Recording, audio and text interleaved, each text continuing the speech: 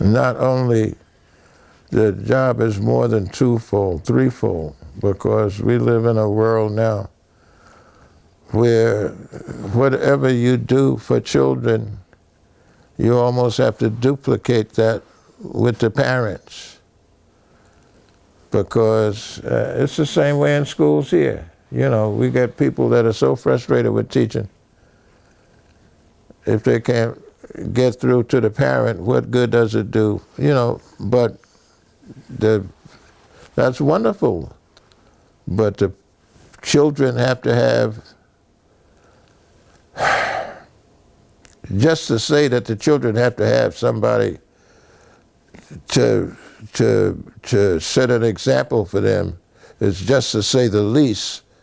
And if the parents are still left out in the dark, you know, but of course, stay with the children. Hope that the parents can come in the picture. So it needs to be something more intergenerational, something that... If it's possible. You know, again, first emphasis is on the children, of course. You know, I live in a neighborhood, it's Upper Harlem, Washington Heights. And that's where the Hispanic population gets heavier. In some of those neighborhoods and areas, I can hear the N-word coming from them talking to themselves. Boy, it is to a point where all you can do is just, I guess, do nothing, because these are people, the N-word. Now, and I mentioned that, I'm talking about that. I say that for, wow, you would think the parents of these young kids, and these are teenagers, but this habit has been developed where this is how they communicate, and really just to themselves. So, you know, and I always put blame, if you want to call it, the oldest person living in the household that's not mentally whacked out or doesn't have something going. If they claim to be together in any kind of way, the oldest person, it starts from there and works its way down in a household. The grandparents can be physically incapacitated, but if they can mentally function, call themselves, you know, functioning people, responsibility starts there. Then it works its way on down to the children. And if you all have a grasp on these children now, don't let it go. But I'm just saying it's important, some kind of way, if the parents can be included in this process, because it's almost like you don't want to lose what you have with the kids. I know plenty of people. I know enough black men teachers. You know, my friend Eric, I guess he's still there. I haven't talked to him in a while.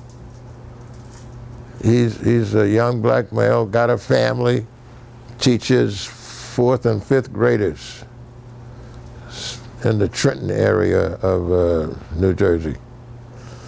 And I know some of I know of some of his fellow teachers that supposedly gave up teaching because of what they said they had to go through with the students. I mean,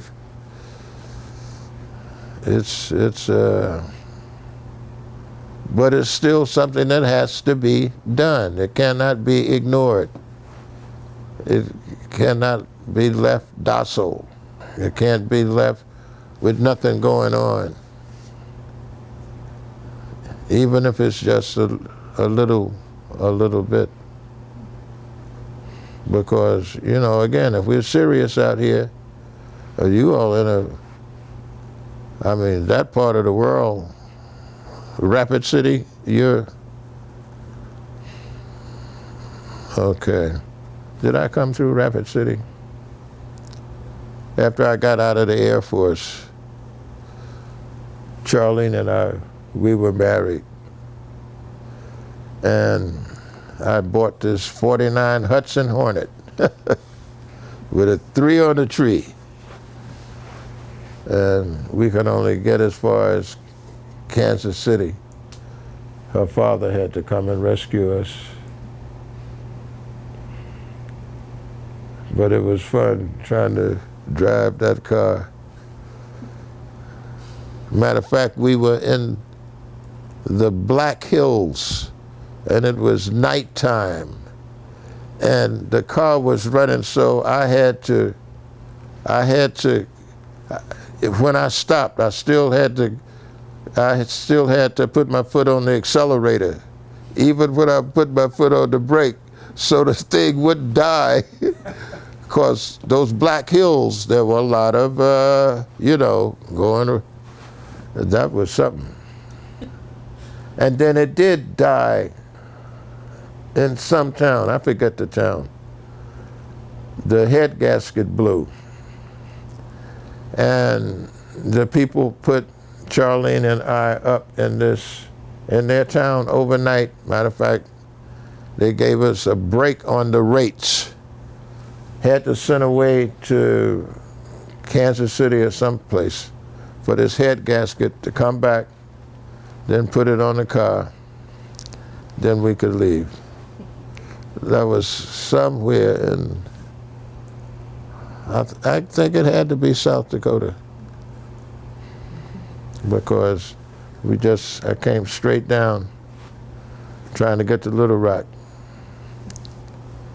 A 49 Hudson Hornet.